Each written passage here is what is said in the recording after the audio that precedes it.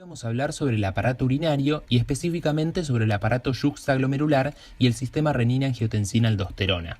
Brevemente recordemos las partes del corpúsculo renal. En el esquema de la izquierda vemos a la arteriola aferente que ingresa a nivel del polo vascular, se capilariza y forma el glomérulo, y a la arteriola eferente. En el extremo opuesto nos encontramos con el polo urinario, a partir del cual nace el túbulo contorneado proximal. También podemos ver al epitelio plano simple que forma la hoja parietal de la cápsula de Bowman y a los podocitos que están formando la hoja visceral. El espacio que queda entre ambas hojas es el espacio urinífero. También podemos ver al túbulo contorneado distal con su epitelio cúbico simple, y fíjense el sector donde se acerca al polo vascular, las células se hacen más altas y más juntas, formando así la mácula densa. Finalmente podemos ver a las células musculares lisas de la túnica media de la arteriola aferente, que son las células yuxtaglomerulares, muy difíciles de diferenciar en la microscopía de la derecha. Imagínense ahora que hacemos un corte transversal de este corpúsculo y lo vemos con un microscopio electrónico de transmisión. En el esquema de la izquierda seguimos viendo las arteriolas aferente y eferente que se capilarizan formando los capilares glomerulares, vemos a la hoja visceral y parietal de la cápsula de Bowman y a las células mesangiales intraglomerulares. Esta mitad inferior del esquema la abordamos con mayor detalle en el video de la barrera de ultrafiltrado glomerular, pero ahora centrémonos en la mitad superior.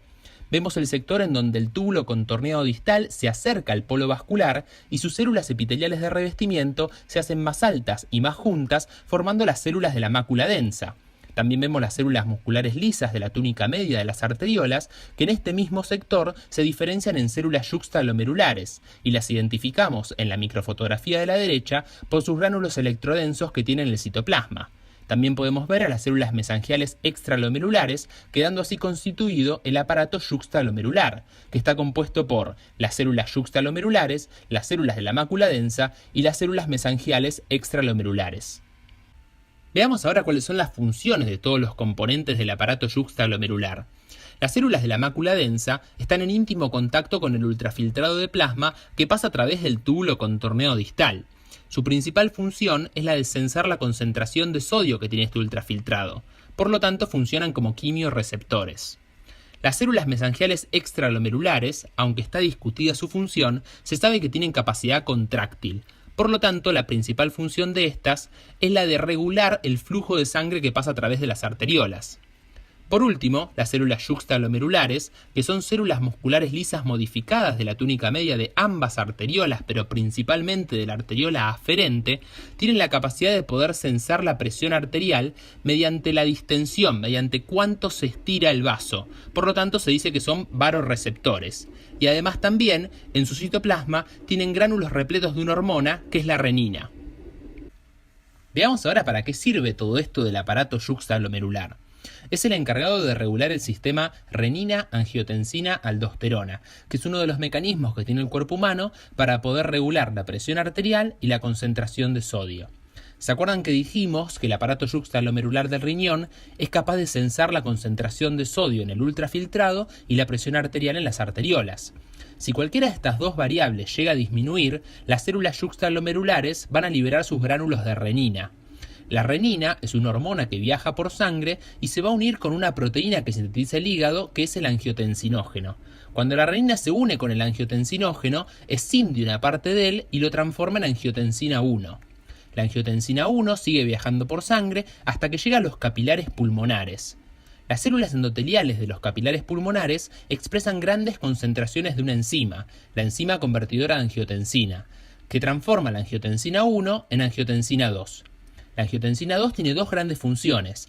Por un lado, de manera inmediata, es un potente vasoconstrictor que va a actuar sobre las arteriolas generando vasocontracción.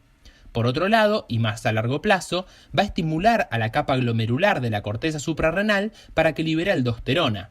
La aldosterona también es una hormona que va a actuar principalmente sobre el túbulo contorneado distal y el túbulo colector del riñón, generando un aumento de la reabsorción de sodio y agua y excreción de potasio.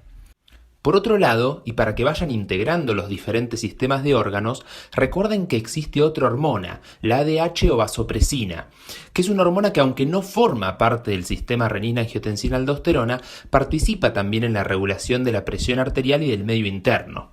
Su liberación por parte de la neurohipófisis se produce ante la deshidratación de las neuronas hipotalámicas que funcionan como osmorreceptores y también ante la caída de la presión arterial sensada por vasoreceptores que están en la arteria carótida, en el callado aórtico y en la aurícula izquierda del corazón.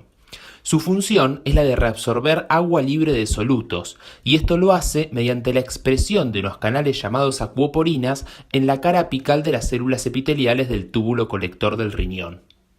Todo esto va a generar un aumento de la tensión arterial que provoca un aumento de la perfusión a nivel del aparato yuxtaglomerular.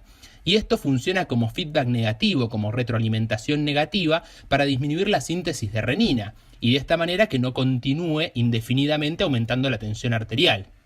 ¿Por qué es importante este sistema? Porque por múltiples factores puede no funcionar correctamente, generando un aumento sostenido de la presión arterial. Esto es lo que llamamos como hipertensión arterial. La hipertensión arterial junto con el sobrepeso es el factor de riesgo más frecuente y prevenible que causa enfermedades como el infarto agudo de miocardio, el accidente cerebrovascular y la enfermedad renal crónica. Es por esto que seguramente escucharon drogas como el enalapril, que es un IECA, un inhibidor de la enzima convertidora de angiotensina, que lo que hace es inhibir a esta enzima. Junto con los diuréticos, son los pilares fundamentales en el tratamiento de la hipertensión. Quiero que se queden con estos tres conceptos. ¿Cuáles son los componentes y las funciones del aparato yuxtaglomerular, las células yuxtaglomerulares, las células de la mácula densa y las células mesangiales extraglomerulares?